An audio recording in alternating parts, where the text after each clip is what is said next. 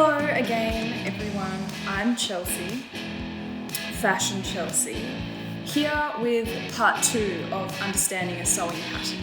To recap from last week, a sewing pattern is a visual tool you can use to make garments at home. Sewing pattern pieces are like three-dimensional puzzle pieces that just need assembling. All the materials you need are listed in the instructions.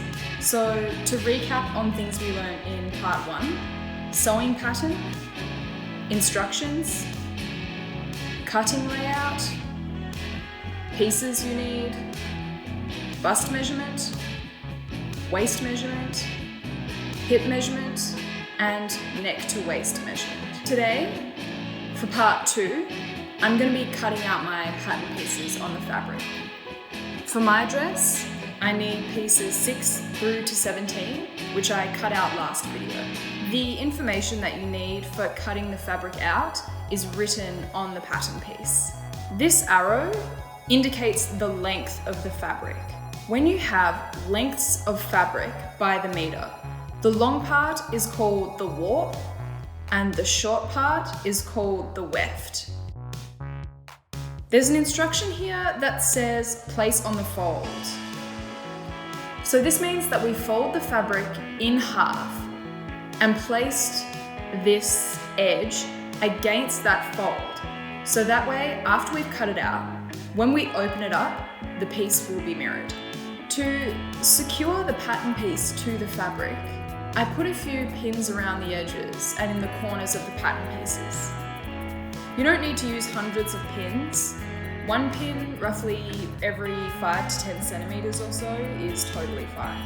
Keep the pins relatively close to the edge of the pattern piece, so it doesn't leave visible little holes in your finished garment.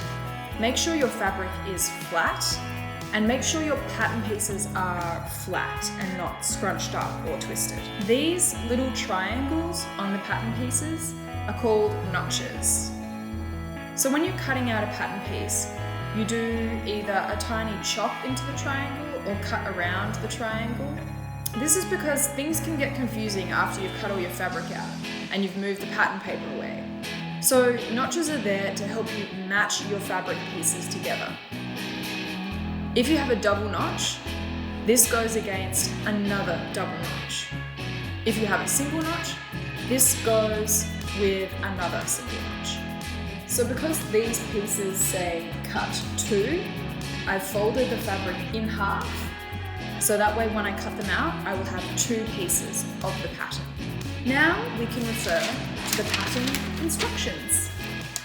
So I'm going to look through the instructions and find where it says dress A or B.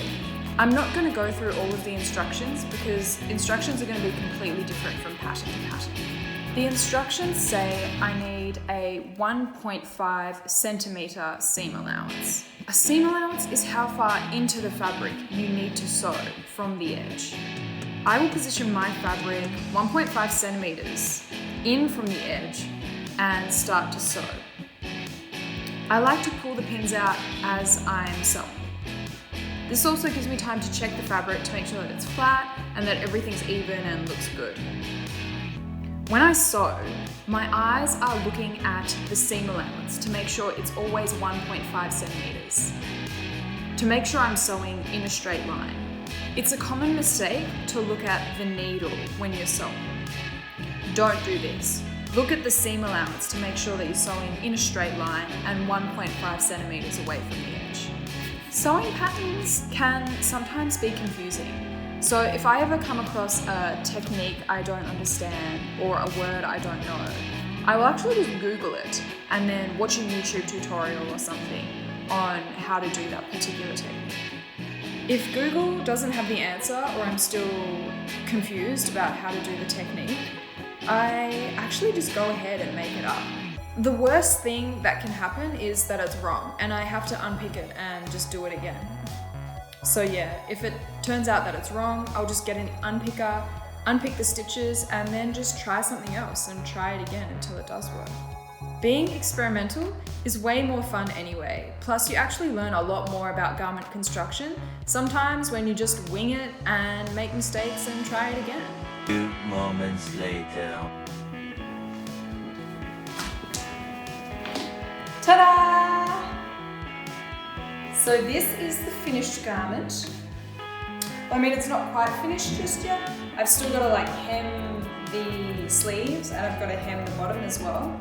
I had a bit of an issue with the straps, so I'm going to try and redo those later on. But yeah, I think this is fashionable, it's nice, it's new, it's different. And people pay a lot of money for this. So the fact that I made it using a 20 set pattern from an op shop and an old curtain, I think is a pretty good effort.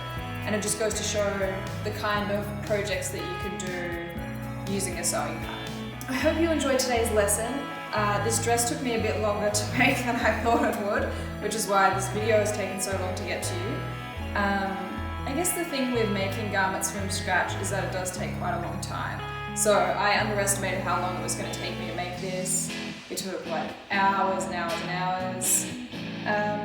And I made a few mistakes, like I said, along the way, which happens. But I've learned a lot and it's been a good experience.